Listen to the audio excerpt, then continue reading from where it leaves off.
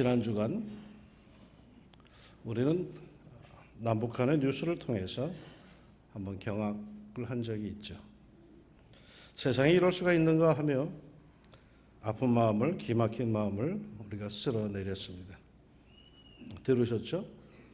북한에서 30대 초반의 젊은이 김정은이가 60대의 노인이 자기 마음에 안 든다고 고사총으로 공개 처형을 해버렸습니다. 뉴스 해설에서 보니까 이 고사총은 4개의 총신에서 손가락 붓기만한 그 총탄이 1분에 1000발 이상이 발사되는 총으로, 이거는 사람을 향한 총기가 아니라고 합니다. 무슨 탱크나 비행기나 이런 것들 향한 거지. 그러니 이 고사총으로 사람을 향해서 방아쇠에 손을 대는 순간에 그 수초 동안에 수백 발이 순식간에 쏟아져 나가서 그 상대방의 형체도 알아볼 수 없게 된다고 합니다. 이게 인간인가 싶은 그날 서울 근교의 예비군 훈련장에선 아무런 원한도 없는 사람들에게 아무런 이해관계도 없는데 총을 난사해서 3명을 살해하고 자신은 자살한 그런 사건이 벌어졌습니다. 우리 사회가 지금 어디로 가고 있는 걸까요? 사람 죽이는 것을 거의 무감각한 수준에서 자행하고 있습니다. 어떤 교육학자의 말을 들어보니까 이게 다 현대 문화의 산물이라고 합니다. 오늘날 어린 아이들, 그 아이들이 처음으로 접하게 되는 컴퓨터 게임부터 한번 들여다보십시오. 대부분의 경우 사람을 게임에서 죽이는 것을 아주 재밌게 잔인하게 죽이도록 그렇게 게임들이 되어 있습니다. 그리고 각종 영화나 매스컴을 들여다보십시오. 이 사람 죽이는 것을 얼마나 아름답게 만들어내고 있는지 모릅니다. 이른바 아주 통쾌하게 만들어냅니다. 어떨 땐 벌레 죽이듯이 원수 죽이는 것을 아주 시원하게 그렇게 미화하고 있습니다. 그래서 그런 영화를 보고 나면 스트레스가 쫙 풀린다고 하죠. 이상하게도 외국 영화제에서 상을 받았다라는 우리나라 그 영화들을 보면은 얼마나 잔인하게 사람을 죽이고 그 추한 것을 아주 미적으로 얼마나 이쁘게 표현하고 있는지. 오늘날 현대 문화는 실로 살인 교본입니다. 왜 생명을 경시합니까? 우리나라뿐만 아니죠. 세계를 돌아다봅시다. 잔인하고 괴상하고 이게 인간이 하는 짓 맞나 싶은 것들이 세계 도처에 깔려 있습니다. 몇 해 전부터인가 이슬람의 그 테러 단체들, 탈레반이니 알카에다니 IS니 보코하람이니 툭하면 자살 폭탄 테러를 통해서 무수한 생명을 아주 파리 목숨 뺐듯이 그렇게 뺏어버립니다. 무고한 사람들을 잡아다가 자기들 요구를 들어주지 않는다고 무참히 참수하고 있습니다. 심지어 아무것도 모르는 애들까지 그 인질의 목을 베는 총을 쏘는 잔인함까지 이렇게 가르치고 그걸 또한 찍어가지고 세계 동영상으로 공개하고 있습니다. 좀 이상하지 않습니까? 이슬람은 입만 열면 평화를 추구한다고 말들은 하면서 어째서 이 땅의 테러는 이슬람에 의해서 계속 일어나고 있는 걸까요? 학자들 가운데 일본은 500년 전에 당한 십자군 전쟁 때의 아픔을 갚기 위해서라고 말들 하는 사람도 있습니다.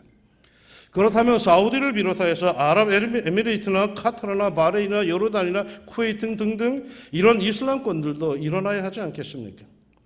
게다가 순위파니 시아파니 하면서 그 이슬람권 안에서도 서로 상대방에 대한 테러를 아주 쉽게 자행을 하는 이유가 뭘까요? 지난 13일에도 파키스탄의 카라치에서 예배드리러 가는 시아파 버스를 순위파가 공격하여서 45명이 현장에서 죽었습니다. 자기들 종파 싸움은 둘째치고 타 종교, 그것도 기독교도에 대한 테러는 얼마나 잔인한지 모릅니다. 서슴없이 교회당을 공격하고 살해합니다. 지난 3월 15일에 파키스탄의 라호르에서 성당과 교회 앞에서 자폭 테러를 벌여서 17명이 죽고 70여 명이 다쳤습니다. 그때 그 라호르 근처에 살고 있는 미나스 목사와 왕중 샤미르가 계속해서 저에게 매일같이 이메일을 보내오기를 위해서 기도해달라고, 그 폭력이, 그 위협이 점점점 자기들에게도 다가오고 있다고 기도해달라고 그렇게 매일같이 저한테 이메일을 보내왔습니다. 지난달엔 북아프리카 리비아에서 출발한 난민선에서 소수의 기독교인들이 그 불안한 심정에서, 그 불안한 상황에서 성경을 읽는다고 해서 다수의 이슬람 교도들이 그 기독교인 15명을 물에 던져 죽이는 어처구니 없는 일도 벌어졌다고 뉴스에서 보셨을 겁니다.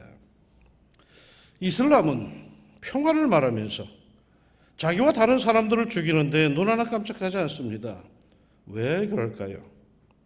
듣자하니 코란경에는 자기와 다른 사람들, 자기들을 따르지 않는 사람들은 죽여도 괜찮다라는 그런 말이 있다고까지 합니다.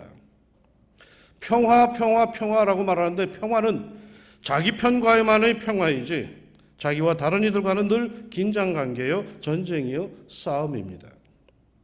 돌아보십시오. 이 지구촌에서 생명을 경시하는 나라와 중시하는 나라가 어디인지요? 적어도 예수의 정신이 있는 곳에서는 그러한 사례가 없습니다.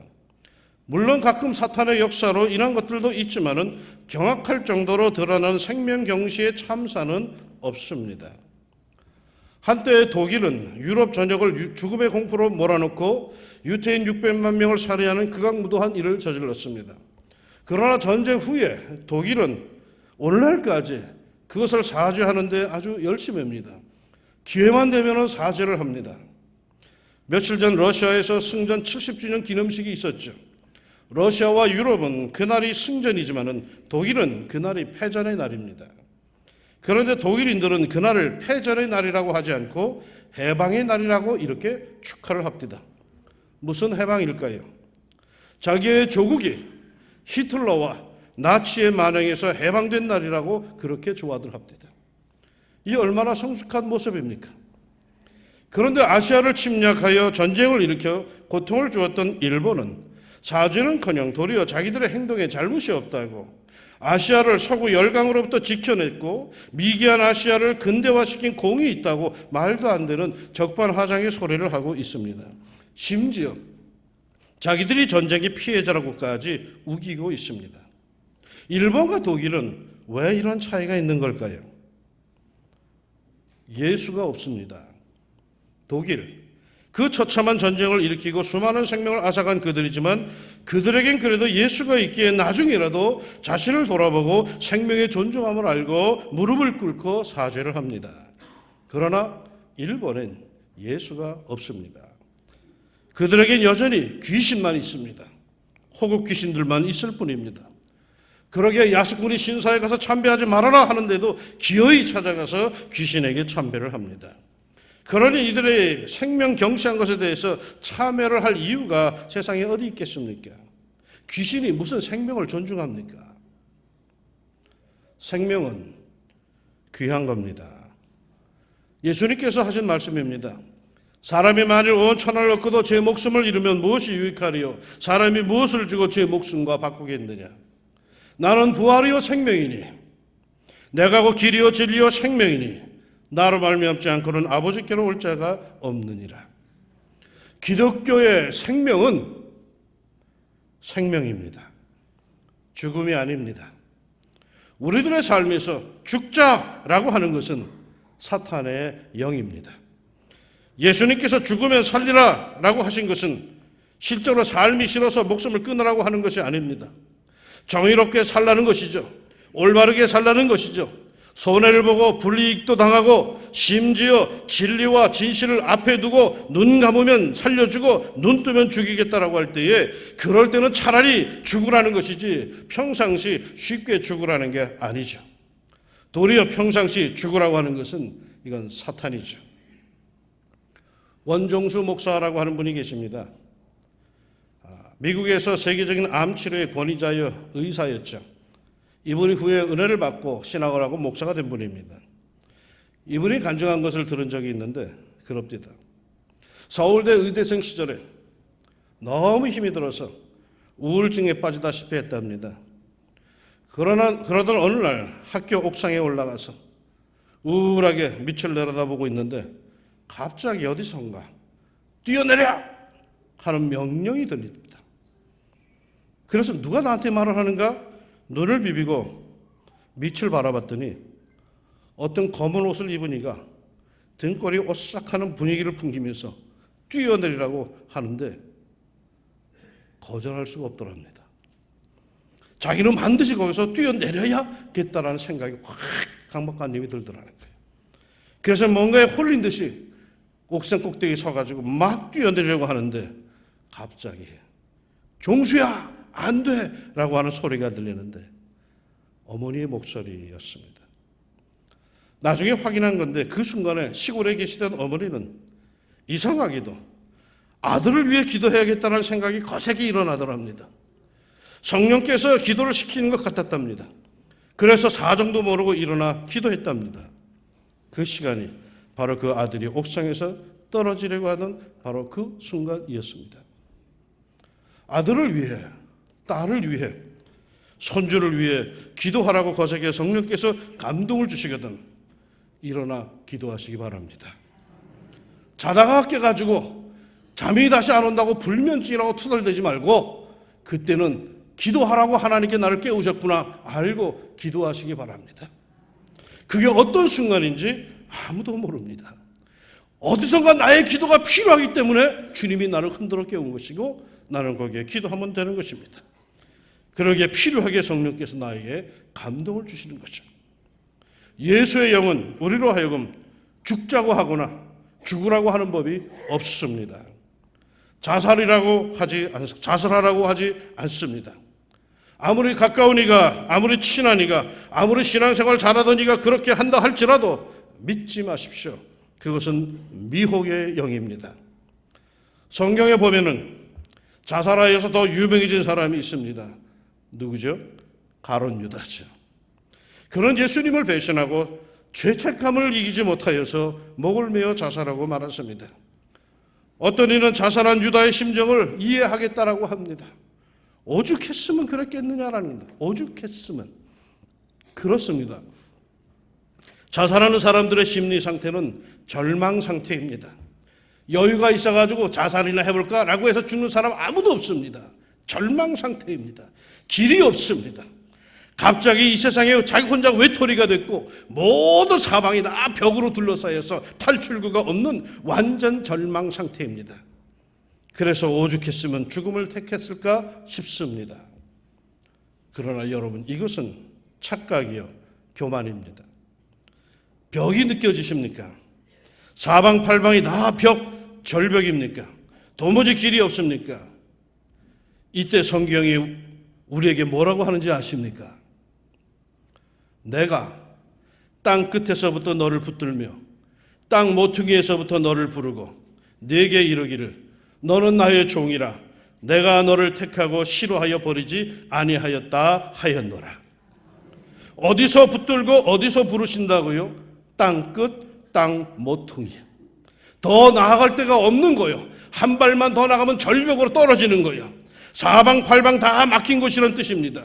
그런 절망적인 상황에 처하여 스스로 생각하기를 하나님께서 나를 버리셨나 봐 라고 하는 비참함이 생길 때에 하나님께서 뭐라고 하신다고요? 내가 너를 택하고 싫어하여 버리지 아니하였노라. 여전히 사랑한다는 말씀이십니다.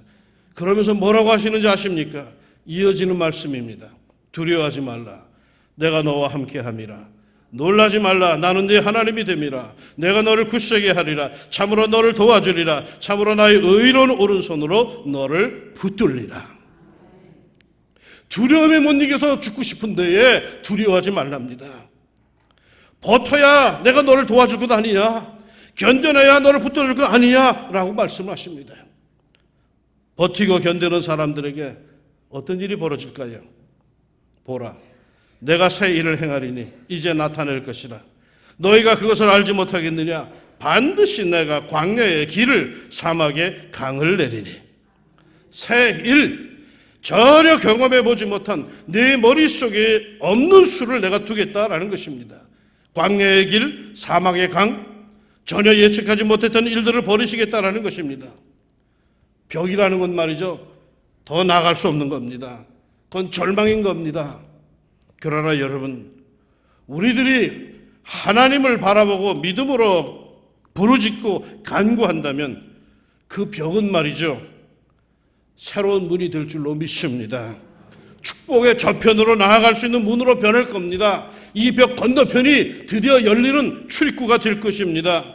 절망의 벽이라고 여겨지는 것에서 우리는 믿음과 소망으로 문을 만들어 열고 나아갈 때에 놀라운 축복의 대지가 우리 앞에 펼쳐질 줄로 믿습니다.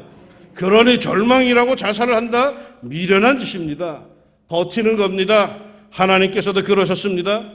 내가 네 곁으로 지나갈 때에 내가 피투성이가 되어 발짓하는 것을 보고 내게 이르기를 너는 피투성이라도 살아있으라. 다시 이르기를 너는 피투성이라도 살아있으라.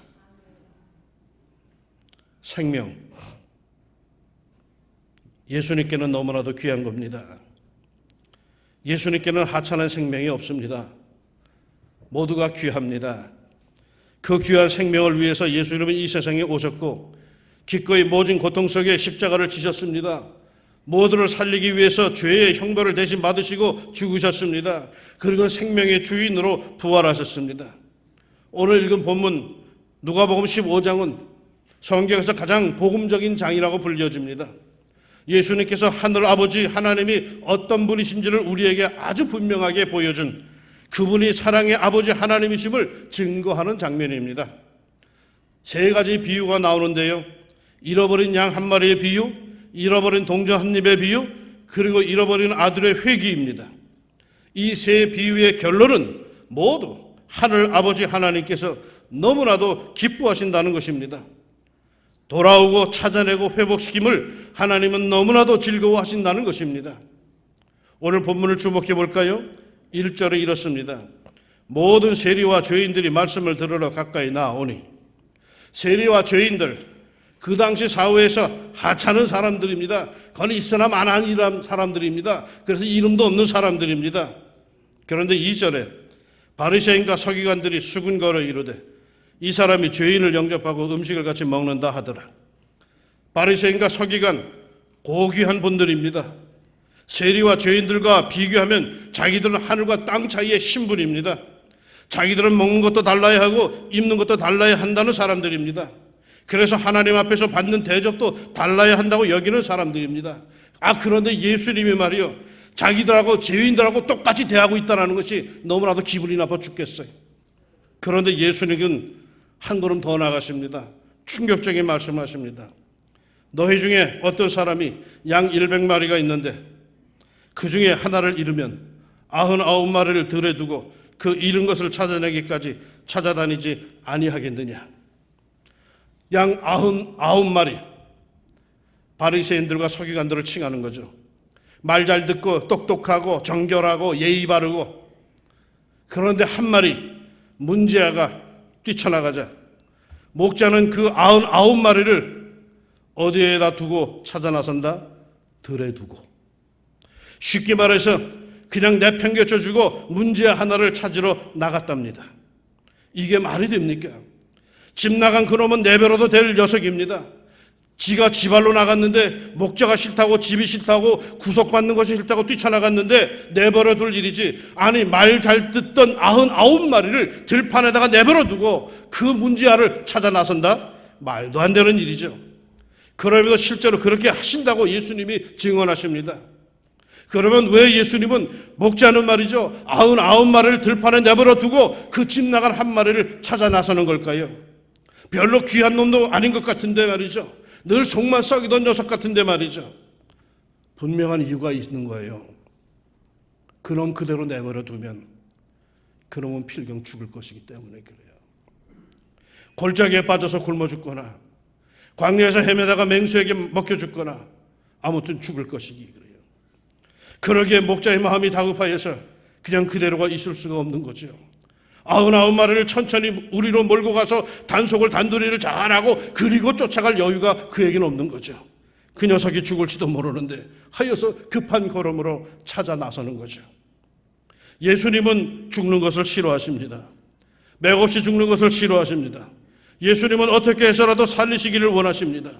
심지어 당시의 관습과 종교적 관례가 못하게끔 엄하게 막아도 살릴 수만 있다면 안식일일지라도 무슨 짓을 해서라도 살려야 한다는 것이 예수님의 심정입니다. 성도라면, 그리스도인이라면 이 생명의 축복을 확신하십시오. 어느 누구도 맥없이 죽기를 원하지 않으십니다. 어느 누구도 의미 없이 절망하여 죽기를 원하지 않으십니다. 하나님이 주신 생명의 수를 다하여서 가는 거라면, 하나님이 오라 해서 가는 거라면 자연스러운 일이라 하겠지만은, 심지어 죄인일지라도 하나님은 그냥 죽는 것을 원치 않으십니다. 너는 그들에게 말하라. 주 여호와의 말씀이니라. 나의 삶을 두고 맹세하노니 나는 악인이 죽는 것을 기뻐하지 아니하고 악인이 그의 길을 떠나서 돌이켜 사는 것을 기뻐하노라. 기독교는 생명의 종교입니다. 선인이든 악인이든 다 살아야 합니다. 무슨 이유라도 죽이지 말아야 합니다. 죽고자 하지도 말아야 합니다. 길은 주님께 있는 겁니다. 해결책은 주님께 있는 겁니다. 믿고 의지하고 버티는 사람들에게 생명의 역사와 생명의 길은 열릴 줄로 믿습니다. 예수님에게는 절망이 없습니다. 예수님에게는 포기가 없습니다. 예수님에게는 늘 희망이요 사랑이요 생명입니다. 예수 안에 있는 이에게는 소망이 가득합니다. 예수님은 상한 갈대도 꺾지 않으시고 꺼져가는 가물가물하는 심지도 훅 불어서 끄지지를 않습니다. 예수님에게는 모든 생명이 다 소중합니다. 자기 살겠다고 남을 죽이는 그런 파렴치범들을 경계하십시오. 욕망이 숨겨진 대의명분을 내세우며 사람의 생명을 하찮게 여기는 이 사탄의 졸개들과 싸워서 승리해야 합니다. 우리의 대적자는 생명을 경시하는 어둠의 세력 사탄입니다. 왜요? 우리는 말이죠, 생명의 성도들이에요. 죽을 생각도 죽일 생각도 다 버리고 모두를 살립시다. 내 생명도 귀하고 남의 생명도 귀합니다. 생명은 소중한 것입니다. 천하를 두고도 바꿀 수 없는 가치 있는 겁니다. 이처럼 소중한 생명을 하찮게 여기는 사탄의 역사와 용기 내어 싸웁시다. 자기 생명이든 남의 생명이든 생명은 그 자체로 소중한 겁니다. 생명을 귀히 여기는 예수 생명의 권세가 성도들에게 충만하기를 예수님의 이름으로 축원합니다. 기도합시다. 하나님, 오늘날 우리들이 살고 있는 이 문화는 생명을 아주 하찮게 여깁니다. 아이들이 놀고 있는 게임에서부터 시작하여서 어른들이 즐기는 컴퓨터 게임까지 다 보면은 어쨌든 간에 사람을 죽이는 것, 그것도 얼마나 시원하게 통쾌하게 죽이는가가 인기도가 높아갑니다. 하나님, 우리들의 문화라고 하는 영화나 매스컴을 들여다보면 사람의 생명이 얼마나 하찮은지, 이유 없이 사람을 죽이고 심심해서 사람을 죽이고 내가 죽이고 싶어 죽이고 아무런 죄책감도 없이 그렇게 이 세상을 흘러가고 있습니다.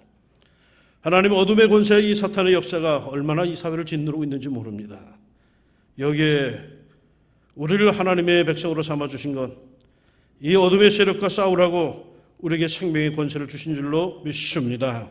하나님, 약해지지 않게 하여 주시고 우리 스스로가 예수 생명을 더욱더 확신하고 예수 생명의 권세가 우리 안에 충만하게 하여 주시자 하나님, 이 세상에 살아있는 한 우리가 해야 할 일들을 하게 하시고 붙잡을 거 붙잡아주게 하시고 버틸 거 버티게 하여 주시자 하나님의 생명의 역사가 우리를 통하여 이루어지게 하여 주시옵소서. 빛의 자녀들이 조금 더 환해지게 하여 주시고 생명의 자녀들이 더욱더 힘을 얻게 하여 주시자 이 죽음의 어둠의 세력을 이기게 하여 주시고 우리가 있는 곳에 늘 희망이 꿈틀대는 생명이 꿈틀대는 놀라운 주님의 역사가 있게 하여 주시옵소서. 예수님의 이름으로 기도합니다. 아멘.